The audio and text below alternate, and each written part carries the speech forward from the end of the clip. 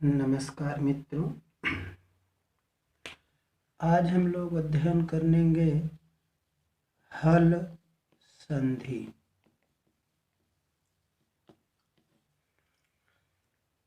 हल संधि को हम व्यंजन संधि भी कहते हैं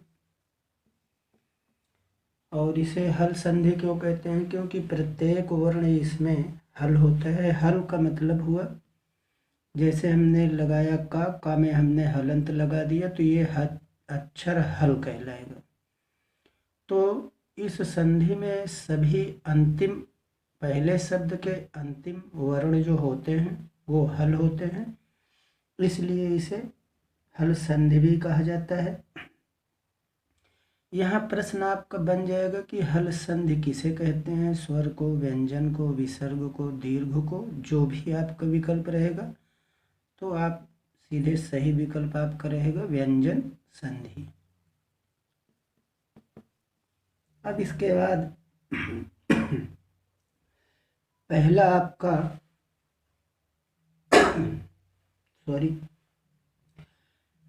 पहली संधि है आपका इष्टुत्व संधि। इसका सूत्र होता है स्तोः शुचुः स्तोः। यहाँ आपका विसर्ग रहेगा स्तोः शुचु नाश्चु। ये आपका सूत्र हो गया। इसका तात्पर्य ये हुआ कि सा या ता वर्ग के बाद, सा या ता वर्ग के बाद सा या चा वर्ग आए तो शा या चा वर्ग आए तो शा का सा यानी दंत शा का तालव्य शा और ता वर्ग का चा वर्ग हो जाता है। अब इसके बाद यहाँ पर कंडीशन यही होगी कि सा धन, यहाँ पर चाहे ये वाला सा अथवा ता वर्ग को कोई अक्षर हो तो यहाँ पर इस वाले सा का ये वाले सा में चेंज हो जाता है। मीन्स दंत सा का तालव्य में सा में चेंज हो जाता है। और अगर बाई चांस यहाँ पे आपका ता वर्ग आ गया, कोई भी अक्षर यहाँ रहेगा ता, था, दा, धा, ना, इनमें से कोई भी एक यहाँ रहेगा और इधर यहाँ पर जो है चा वर्ग रहेगा, चा का कोई भी हो सकता है। तो इस वाले ता के स्थान पर चा वर्ग का वही अक्षर हो जाता है। तो हम इसके कुछ एग्जाम्पल्स देख लेते हैं। एग्जाम्पल्स में जैसे रामस, रामस धन शेते। अब यहाँ पर आपका है रामस धन शेते, तो इसमें सीधा सीधा इस सा के बाद ये वाला सा है, तो हम जब इसको संधि करेंगे तो कर देंगे रामस, ये इस वाले सा का किस में चेंज हो जाएगा? तालव्य सा में आधा, तो हो गया रामस शेते, राम सोता है। दूसरा एग्जाम्पल आप देख लीजिए, ये है आपका सत धन जन। अब यहाँ पर आप देख लीजिए ये ता वर्ग है और यहाँ पर ये जा है, तो हमने इसको ता वर्ग के स्थान पे क्या हो जाएगा? जा वर्ग हो जाएगा, सज्जन। फिर अगला एग्जाम्पल है आपका सत धन चित, तो ये हो गया आपका सत धन चित, तो हो गया सचित, ता का यहाँ भी चेंजिंग हो गया चा में, तो सचित हो गया। ठीक इसी तरह से फिर है महत धन छाया, तो ये हो गया आपका च छाया, ता वर्ग का यहाँ चा वर्ग में बदल गया। फिर इसके बाद है निस धन चय, तो यहाँ साया दंत, तो इस वाले सा का हम इसमें कर देंगे, हो जाएगा निश्चय। तो इस तरह से यहाँ पर आपकी ये संधि कंप्लीट हुई। कुछ एग्जाम्पल्स हम लिख देते हैं। अब इसको आप देख लीजिए। साया ता वर्ग के बाद साया चा वर्ग हो, तो सा का शा ता का चा हो जाता है। ये ता वर्ग का चा वर्ग हो गया। अब इसके बाद हम लोग एग्जाम्पल देखते हैं। एग्जाम्पल हम आपको दे देते हैं, आप उसको करिए। अगर कोई दिक्कत होती है तो आप हमको बता दीजिए। और यहाँ पे हम दे रहे हैं, पहला है शब्द निश्चल। निश्चल तो आपका हो जाएगा निस धन छल, वृहत छाया, वृहत छाया, तो वृहत छाया का विच्छेद वृहत धन छाया। हरीश सेते, हरीश सेते, तो हरीश सादा सा रहेगा, हरीश धन सेते हो जाएगा। फिर है सच्चरित, तो सत धन चरित हो जाएगा, या सत धन चरित्र। फिर है तच्छवि, तो तत् धन छवि हो जाएगा विच्छेद में। फिर अगला शब्द है शरत चंद्र, तो शरत धन चंद्र हो जाएगा।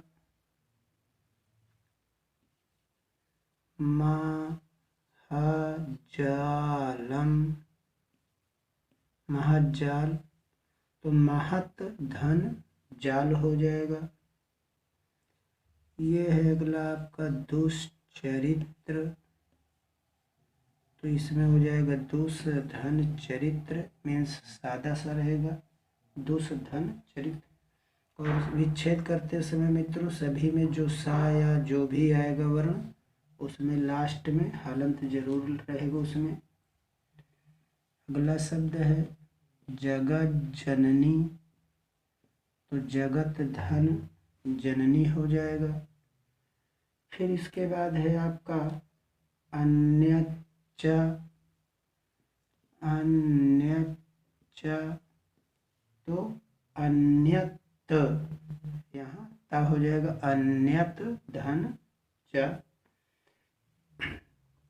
इस प्रकार से हमारी एक व्यंजन संधि कंप्लीट हुई।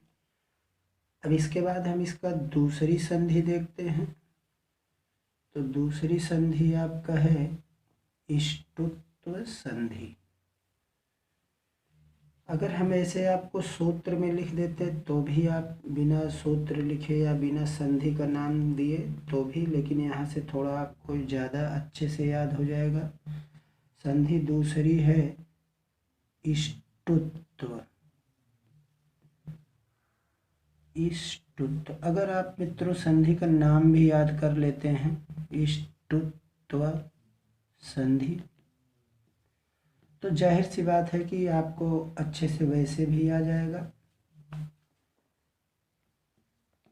अगर आप केवल संधि का नाम याद कर लेंगे, जैसे मैंने पहले लिखा था ये इष्टुत्व संधि, तो साचा रहेगा, तो आप जान लीजिए व्यंजन संधि है, इष्टुत्व है, सा और चा हो जाएगा। तो इसमें जाहिर सी बात है इष्टुत्व तो है तो सा और टा रहेगा सभी संधियों में। तो आप यहाँ से याद कर सकते हैं। इसका सूत्र है इष्टु नाष्टु,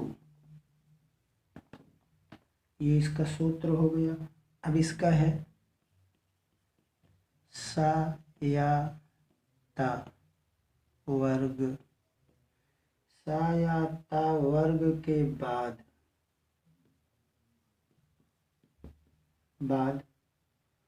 शा या टा वर्ग हो, शा या टा वर्ग हो तो सा का सा और ता वर्ग का टा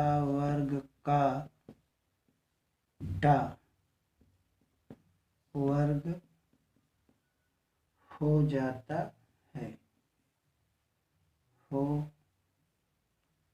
जाता है। जैसे ये है आपका रामस धन टीकते। अब यहाँ पर ये आपका सा वर्ग है मित्रों और ये है आपका टा। तो सा के बाद ये बताया गया कि अगर टा है यहाँ पर तो इस वाले सा का ये सा में चेंज हो गया जाएगा, दंत सा का मीन्स मूर्धन्य सा। तो हो गया रामस टीकते। इस शब्द का अर्थ हो जाएगा मित्रों रामस टीकते, राम जाता है, यानी टीकते का मतलब हुआ जाता है। फिर इसी शब्द को ऐसे देख लीजिए, ये दूसरा उदाहरण है तात धन टीका। तो ता के बाद यहाँ भी आया तो हो जाएगा ता, इस वाले ता का हमने आधा टा कर दिया, ये पूरा टा हो गया, बाकी हमने उतार दिया तट टीका। तट टीका का मतलब वह जाता है, हो गया। फिर इसके बाद आप देख लीजिए धनुष टंकारः, ये है आपका धनुष धन टंकारः। तो आप कहोगे इस हिस्सा का आप इससे सा में मूर्धन्य में चेंज कर दीजिए तो हो जाएगा आपका धनुष टंकारा, धनुष टंकारा। तो इस तरह से यह दूसरी संधि भी हमारी कंप्लीट हुई। अब इसके बाद इसमें ज़्यादा एग्जाम्पल्स तो हैं नहीं तो इसलिए एग्जाम्पल्स नहीं दे रहे हैं। फिर इसके बाद अगली संधि है आपका, हम अगली संधि बताते हैं। तो ये इष्टुत्व संधि आपका समाप्त हो गई। इसको भी आप याद कर सकते हैं, सा या ता वर्ग के बाद फिर सा या टा वर्ग हो तो सा का सा ता वर्ग का टा हो जाता है। तीसरी संधि आपका है अपदांत जसत्व संधि। जसत्व संधि, इसका सूत्र क्या होता है, झलाम जशो अंते, झलाम जश झलाम जसो अंते, झलाम जसो अंते। तो ये इसका हो गया। अब इसके बाद मित्रों झलाम जसो अंते, तो हम देखते हैं इसमें यानी पद के अंतिम झलों का, पद के अंतिम झलों का, झल का मतलब यहाँ पर क्या हो जाएगा, पहला अक्षर दूसरा तीसरा चौथा और ऊष्म। ऊष्म का मतलब सा खा सा हा। ये 1 2 3 4 पद के अंतिम झलों का, पद के अंतिम झलों का, पद के अंतिम झलों का जस हो जाता है। क्या हो जाता है? जस हो जाता है। हम चाहे आपको ऐसे लिखा दें या ऐसे भी आपको नियम से लिखा देते कि हाँ, जब पद के अंतिम झल में आए या पहला दूसरा तीसरा चौथा उसमें के बाद अगर कोई वर्ण जस हो तो उसका तीसरा अक्षर यानी जस हो जाता है। तो कहा पद के अंतिम झलों का क्या होता है? जस हो जाता है। तो यहाँ पर हम देखते हैं जैसे वाक धन ईस, वाक धन ईस, तो ये है आपका का। तो यहाँ पर ये कहा गया कि इसका तीसरा हो जाएगा यहाँ पर, तो हो जाएगा वागीस। इस तरह से यहाँ पे लाभ धन धा, तो यहाँ पा फा बा, तो पा फा बा तीसरा अक्षर हो जाएगा लब्धा, लब्ध माने प्राप्त करना। वागीस, वाक वाणी की, इस वाणी की देवी या भगवान वागीस, तो वाणी की भगवान माता सरस्वती हैं वागीस। और यहाँ पर ईसा नहीं है वागीसा, अगर यहाँ मात्रा बड़ा आ लग जाता तो सरस्वती माता को हो जाता, लेकिन यहाँ पर वागीस है। वागीस वाणी का भगवान तो कौन होता है? देवगुरु बृहस्पति को कहा जाता है, बृहस्पति। वागीस ये इनका है। तो हम अगला शब्द देखते हैं।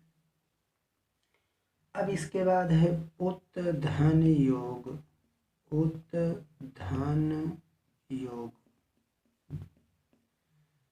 तो यहाँ पर उत्धन योग का मतलब वो हो गया, ये आधा दा हो गया, योग उद्योग।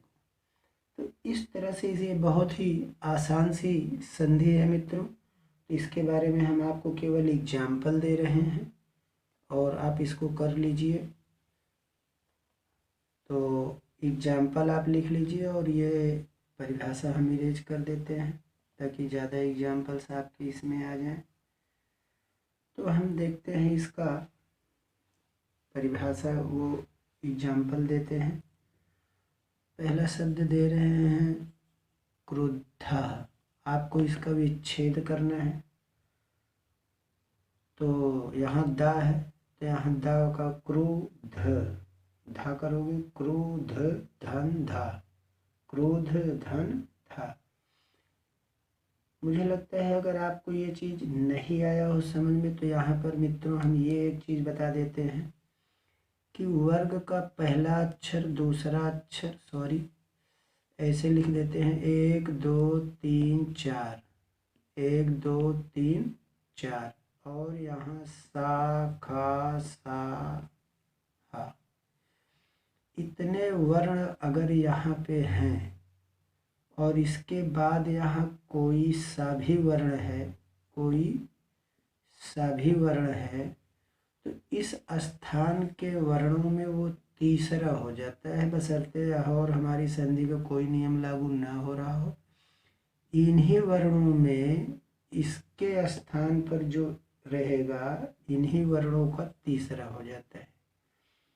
तो जैसे क्रोध धंधा, फिर सत धनाचार, तो ता का हो गया। तो हम आगे आपको बता रहे हैं। इसका मतलब यहाँ पर मेरा केवल ये कहने का है कि जो प्लस के पहले पहले पद का अंतिम वर्ण रहेगा उसी का हम यहाँ पे तीसरा कर देंगे बस। तो और यहाँ जो तीसरा रहेगा उसको आप संधि करते समय अलग कर दीजिए। तो ये हो गया वाग दानम, अगला है वाग दानम। या वागदान आप कर दीजिए, हिंदी पढ़ रहे हैं हम लोग, वागदान, वाक धन दान। अगला है अजंता, अजंत या अजंता कर दीजिए, अच धन अंतः, अंता, अजंता एलोरा गुफा सुना होगा आपने। अगला है सदाचार, तो सत धन आचार। फिर है खडेते, तो यहाँ खट धन इते, सुबंता या सुबंत, तो सुबंत का क्या हो जाएगा, सुप धन अंत। फिर इसके बाद है ग्रामादयाति, ग्रामादयाति,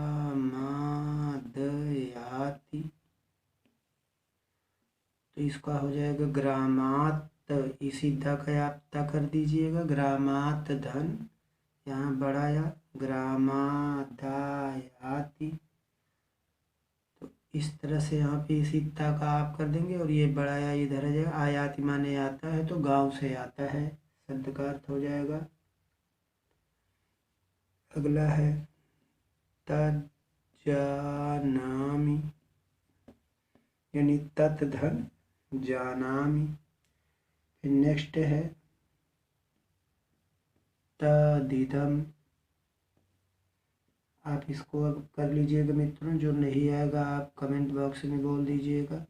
जगदीश, जयद्रथ, जयद्रथ, जयद्रथ का क्या हो जाएगा, जयत धन रथ, यानी जिसने रथों को जीत लिया है वो जयद्रथ है।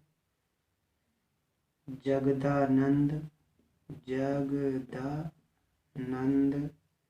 अगला शब्द है सद्धर्मः।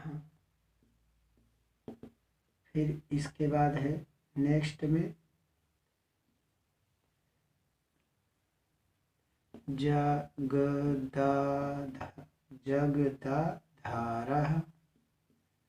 जगत धन आधार, जगतधार। फिर है सदगति, सीता को आप क्या कर देंगे, ता, सत धन गति। दिगंत, दिक धन अंत। नेक्स्ट है वागजालम,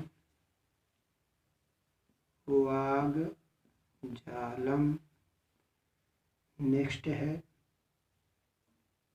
खड दर्शनम, ये है खड दर्शनम या खड दर्शन ही आप रहने दीजिए। वागजालम का मतलब क्या हो जाएगा, वाणी का जाल। नेक्स्ट है आपका उद्गम। फिर है कृदंत। नेक्स्ट है सद्भक्ति, सद्भक्ति। और फिर है चिदानंद, आप इसमें स जोड़ दीजिए तो सच्चिदानंद भी हो सकता है, ये उसको आप देख लीजिए ऐसे, सच्चिदानंद।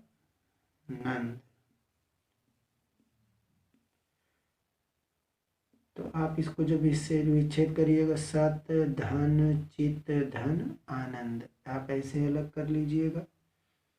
फिर है आपका उदंत, उदंत हो गया। तदैव, तदैव।